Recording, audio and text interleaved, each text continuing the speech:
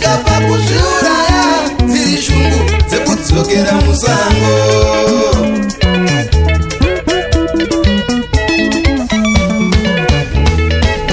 Handina chandakamutatsira ini musoro teshu, hapana chandakamutatsira ini musoro teshu.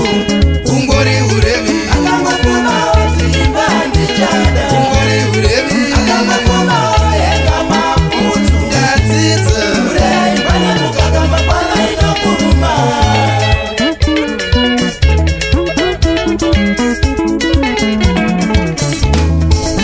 Hapana chandakavatatsira ini amai Jose, hapana chandakavatatsira ini amai Jose.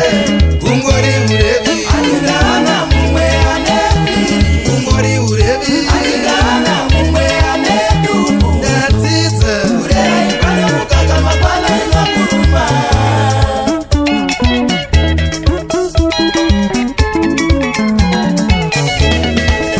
Ikati musiyano wacho akafanana, varume takafanana, mugondi yauna pupu mafuro chenani.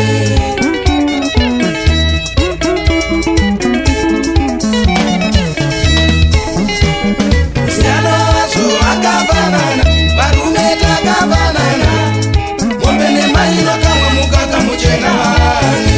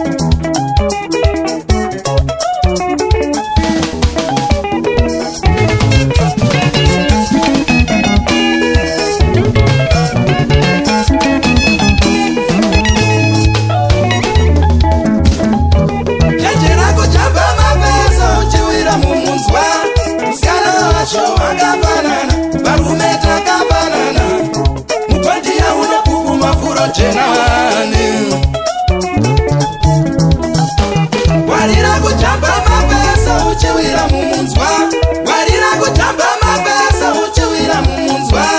Musiyano wacho vakafanana, iwe wadya katemba, umwe adya kadora.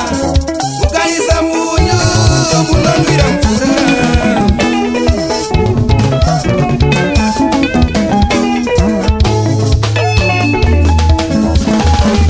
Uchatakawo vakatiri vaviri nachira, ndakazongonzwa pambapa vekunzi pavachira.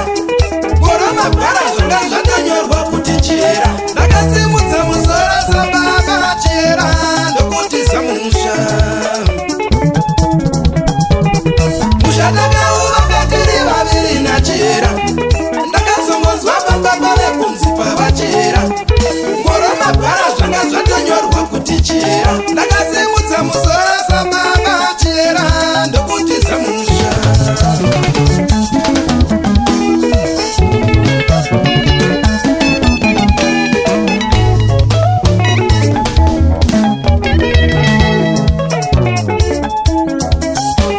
Hapasi pese pekuti imba yaparara, watizwa nemukadzi, wati Mwari vandirasha.